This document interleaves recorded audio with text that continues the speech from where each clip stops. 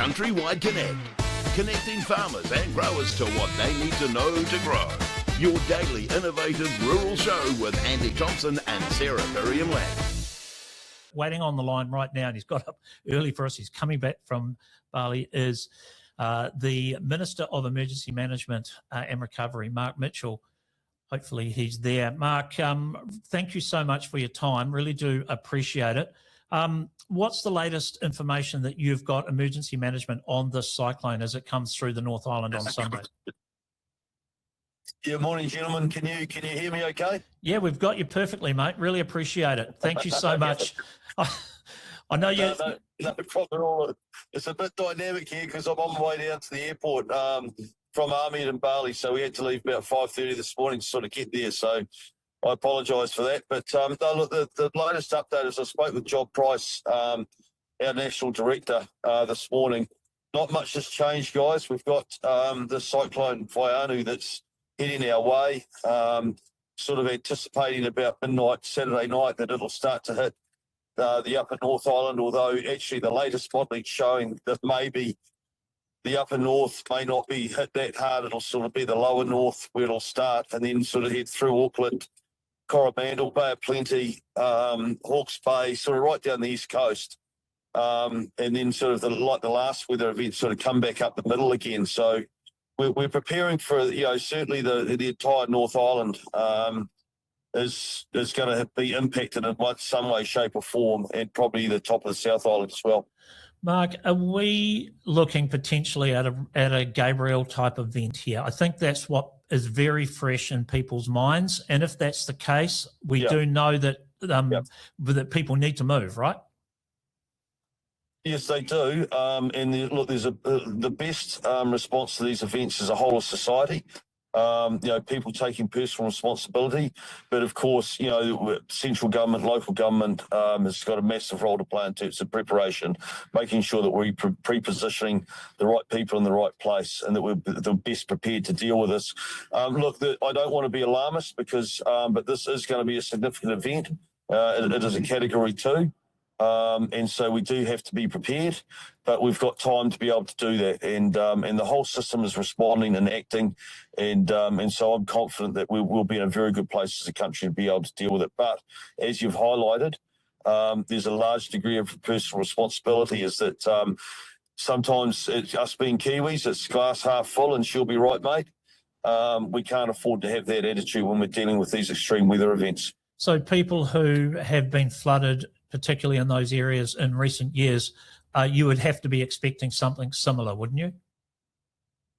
Yes, because the problem that we've got, and I've been up Northland obviously since January, where we've had sort of two major events come through. The ground loses the ability to absorb the water, and we end up with that surface flooding. So yes, that is definitely an issue.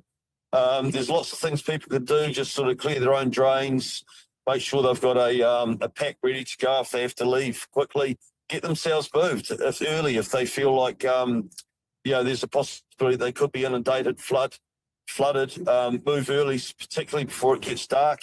And the biggest thing, guys, is to stay out of floodwaters. People just stay out of floodwaters because they are dangerous. They may look benign, but they're not. There's all sorts of stuff floating around in there, and the current can be surprisingly strong. Yeah, the self-evacuation is a really, really important thing. And the other part about that is if you do self-evacuate, let people know so that, if worse comes to worse, resources are not wasted looking for you, right? No, 100%. That's great advice because, yes, do make those decisions before it gets dark, because obviously nightfall, things become a bit more complicated and it puts our first responders at more risk as well. Mark, it's a wide area, the entire North Island. When do you think, are we going to start to get a real handle on exactly what areas are going to be affected? Local forecasts will be telling us that? Yeah, so at the moment it's the entire North Island. Is under the alert system, so there will be some sort of weather impacting them.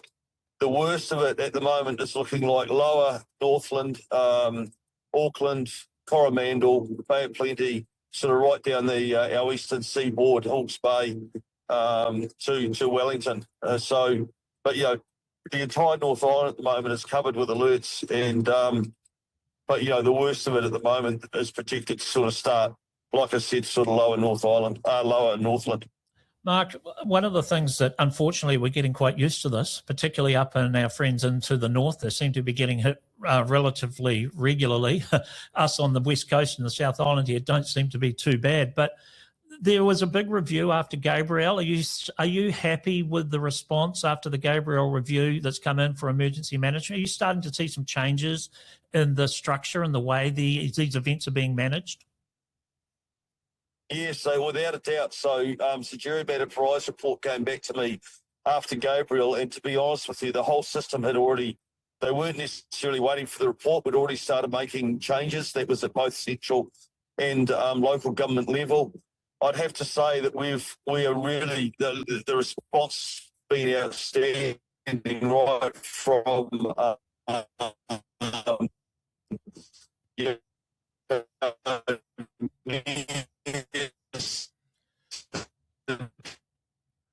All right. Well, we might have just lost our guest by the looks of that. Mark Mitchell coming to us all the way from Bali. I think we're losing you a bit, Mark. But yeah.